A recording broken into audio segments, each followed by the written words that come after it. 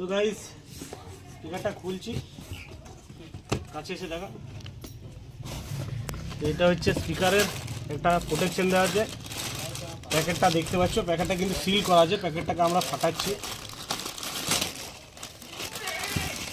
তো প্যাকেটটা ফাটাতে কিন্তু ক্লোজ লুক দেখতে পাচ্ছ, এখানে লেখা আছে এমপ্রো professional loudspeaker SX 1500 model.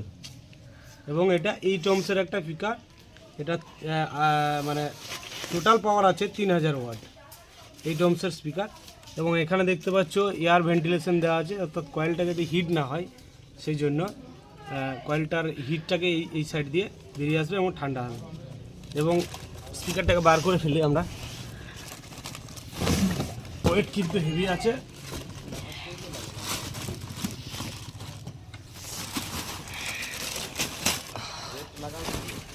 দরকার